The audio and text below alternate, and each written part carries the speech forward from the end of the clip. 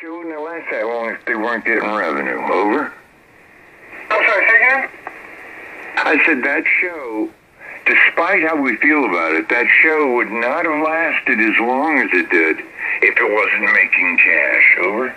Well, yeah, I mean, they obviously had sponsors who were prepared to pay big dollars to advertise their Geritol. I think that was one of their big sponsors was Geritol, probably Ben Gay. Probably some sort of tonic.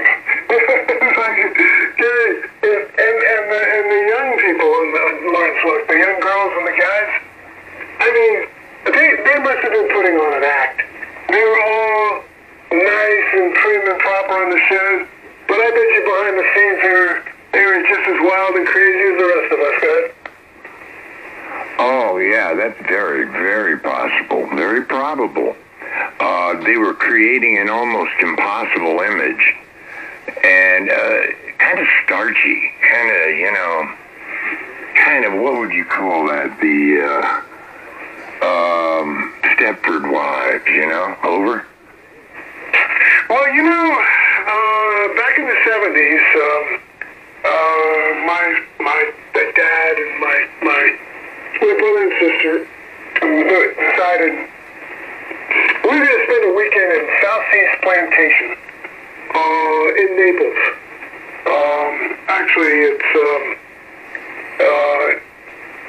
pretty much got wiped out in the hurricane. So we went to Southeast Plantation. Now, the southwest coast of Florida was very popular with people in the Midwest, from Nebraska and Kansas, and they would vacation in southwest Florida in the wintertime. So we go to Southeast Plantation, and we go out to dinner, and lo and behold, honest Injun. These folks looked like they belonged on the Lawrence Welk show. Those folks were Lawrence Welk type of constituents, okay? Yeah, that's scary. But you should have listened to him ask for menus. He goes, then you'd know, you'd hear it in the voice. We would like some menus for 6, and you go, uh-oh. Over? Yeah, well, now the folks from the Midwest, Kansas and Nebraska and stuff, now they go on cruises. Okay, they come to Miami, they get on a cruise ship, and they start eating. From the day before the ship leaves port till the time that it comes back. It's one big giant eat fest, okay? Well, they got their money's worth, that's for sure. And I was from in that area when I was a really young kid. So I was born in Missouri and brought up in Red Oak, Iowa till I was 9. So Red Oak, Iowa was in the southwest corner near Omaha. And we would even have an opportunity to ride like 7 ponies into town, tie them off at the Western Auto Store, and go inside and buy balsa wood gliders or something simple. I was like 7 or 8 years old when I was doing that. And my father got a promotion, took him to New York, work in New York City, and live in the more secluded, at that time, more secluded suburbs near the train line in New Jersey. And I was there for 53 years, over. Yeah, you probably had lunch at the counter at the McQuarrie's. So, by the way, I spent 8 years in Atlanta, to your southwest. Very nice years in the 70s. Atlanta was a happening place, and it wasn't as crazy busy as it is now. From what I understand, that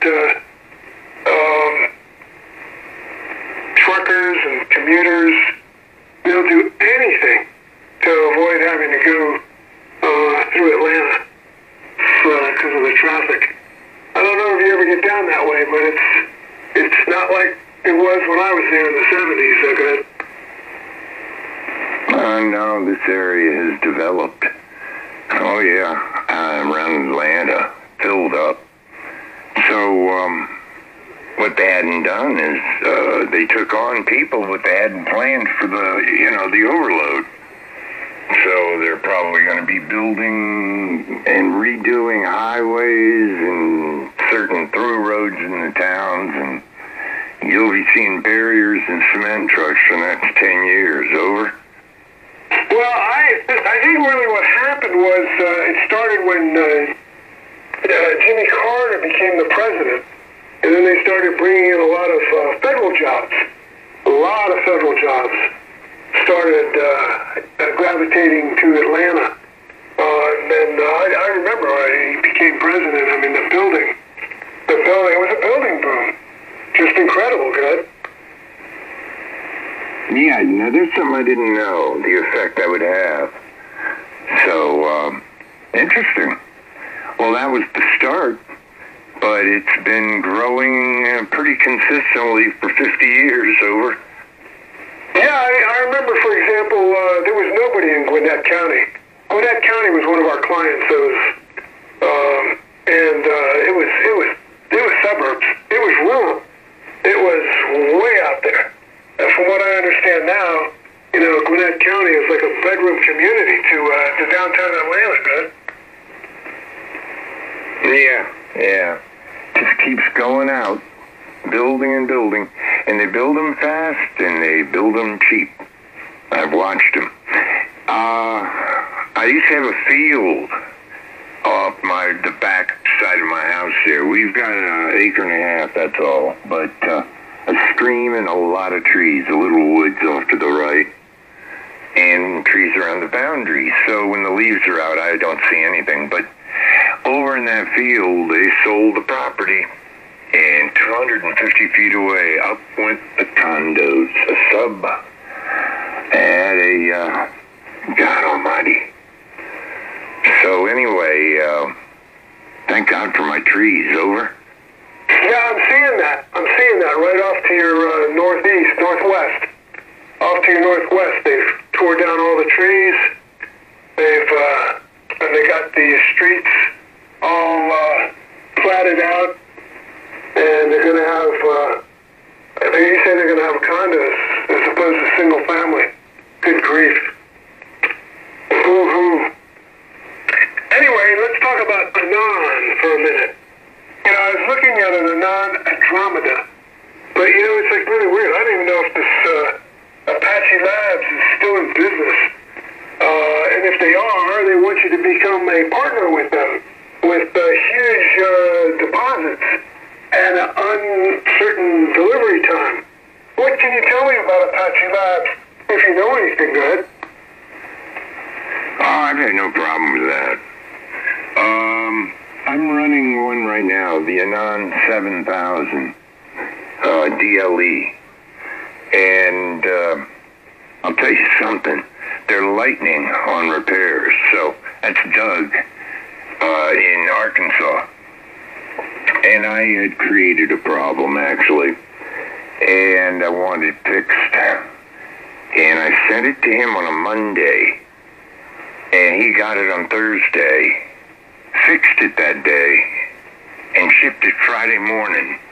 It got to me the next Monday, so 7 days away. 1 week, not bad. Most people I talk to are getting rigs right now, so I'm not sure. They're getting G2s. I don't know about the Andromeda. Over? Yeah, I haven't really kept up. I'll go to the website now. All I can tell you is if you want one, you got to put down $1,000. I mean, what's that all about? Okay. That's a standard nowadays. They do it with linear amps. You wait in line for a year. Over? Well, yes and no. I mean, I can get any, Now, there was a long waiting period for these Elecrafts. Why anybody would want to wait for an Elecraft is beyond me, but they were waiting. But if I wanted a Kenwood 890S or a Yaesu of any kind, I wouldn't. They're in stock in several places, good. Well, if that's what you're looking for, that's the way you go. It's pretty simple. So, actually, I bought mine used with extended warranty.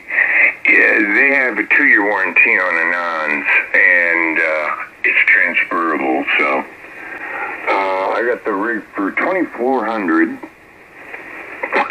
with a year and 4 months on the warranty, and never looked back. That was good. But I've been buying their rigs since 2014. I had a 100D, then a 200D, over the years, and then got the 7000. I'm staying with this one for a while. I've got it just the way I like it. Over? Yeah, very good. Excellent. Well, here we are on the Apache Labs website, and we have their, you're right, the G2. So you got the G2, 1,000 watt, pre-order, it's $5,495, but you got to give them $1,795 just to get on the waiting list. The 100 watt version is $4,000. You got to give them $1,000. And so I don't get that. I'm not a stockholder, and I'm not in partnership with them. $1,000 to get on the waiting list. That's a little bit steep. That's a little bit high. It sounds to me like they're financially strapped. Go ahead. No, I don't ever think that place was heavily funded, but they'll continue to sell their product. We don't have any numbers. We're speculating here. I mean, I'd be interested, actually, in how many rigs they are selling and what the waiting list is. Yeah, if they ask $1,000, you've got to get a mini contract with that, not just an email, because you've got to cover your own butt, as far as what happens. So it's fully refundable if you decide to get off the list. Yeah, some of those trips that they book for you, if you don't get insurance, you might be losing half or more of your investment. You got to insure your own investment. What has this world come to, Joel? Over? Buyer beware. It's always been like that. It would be nice if Apache Labs would show up at a Hamfest like we had Orlando last month. I went to Orlando, the Orlando Hamfest. Why they didn't even have? They don't have a representative there. They don't have their equipment there to show. I don't even know. You mentioned there's a guy in Arkansas who's their repair specialist, but do they have a representative, a company representative in the United States? Look, I'll put $1,000. Listen, I'll put $1,000 in their lawyer's trust account, and we'll give you $1,000. We'll put it in your lawyer's trust account. And if you don't deliver me the rig, the lawyer has to give me the $1,000. But I'm not just going to give you $1,000 that you can pay rent and electricity and your employees with. Go ahead. So, well, then you don't do it, It's pretty simple. Pretty simple. You just don't get it on.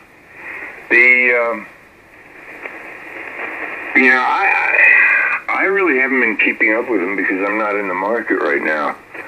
I don't buy rigs every 3 years, so I got this one 4 years ago. I plan to run it another 3 or 4. Now, the thing with the 9 is they upgrade the software so often. It's free. And some neat stuff. Special extra functions on manual notch communication formats, and a lot of it I'm not aware of, but the digital operators like a lot of the changes that were made too. Visual changes and measurement changes. You can put a few more cursors on the screen and get measured values, or a histogram that shows the history of the last minute, let's say, and in different colors it shows the peaks. Well, that's kind of cool. The Anon is also an oscilloscope, so it is sort of a very basic piece of test equipment. Over? Yeah, the equipment that they're advertising, it looks really exciting. It looks very interesting.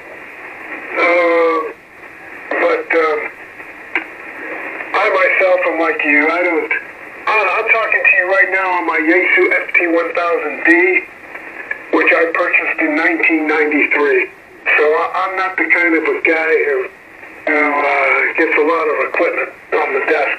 However, I am in the process of building my 4th tower on my property. So that's what I like about ham radios, towers and antennas. But another thing about Anon is they're always coming out with new products, which, I don't know, kind of makes you feel like, I just flopped down $4,000 or $5,000 and 3 weeks later they got something new, okay? They got to come out at some time. I mean, all the companies bring out new rigs, over. Yes, but generally speaking, the top of the line rig, you got 7, 8, maybe 9 years, 10 years, top of the line. Well, the ICM 7851, that's been the top of the line rig for 20 years, is it, good? Oh, I don't know, I suppose, yeah. I forget exactly when they began manufacturing that rig. So, well, anyway, it's your preference that matters, and you're the one that has to work with it and enjoy it or not. And I think that you probably would prefer something, maybe, I don't know, the FTDX 101 MP, over? Yeah, I was thinking about that. They make the MP Max. MP 101 MP Max. It has all the filters from the factory. At one time I could have gotten it from Gigaparts for $5K even. I think it's gone up to about $53, $54. But for that same money, I went and started another antenna project, and another tower, rotor, remote, green herring controller, cabling, antenna, hole in the ground, concrete. It do add up good. Oh, hell yeah. You're probably $1,000 in concrete, over. No, not really, because, actually, yes and no. It will be close to $1,000, yes. Concrete's gotten expensive. Then the pumper truck, and so they're going to build a frame, and,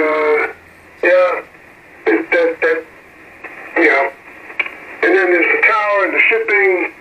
I got the tower in the backyard already. That part's done. I'm waiting for the antenna, which is a JK, and waiting for the hazer from Razor Hazer from John Stevens in Alabama. Good. Yeah, okay. So was the tower new? Yes, brand new. Room 55. Which one did you get? Room 55. And the antenna is a JK 10-15 meter dual band antenna. Yeah. How high is it going? It's only going 35 feet. 35 you feet. don't need guys. So, modest height, good. You won't need guys. That's why it's only 35 feet for 2 reasons. Number one, I don't need to pull a permit for 35 feet. And number two, I don't want any kind of wires like that. Neither do I. Hate them. I had 7 sections of 55 here, and I sold them because I decided not to put up a tower. My trees shield me from the rest of the world. When I'm on the deck and the leaves are out, it's wonderful. So I had to give that up. I have 5 antennas right now, and I'll have a total of 9 within the year. And what I do is 40's my major band. And one of mine's east-west at 80 feet, the other one's at 92 feet going north-south.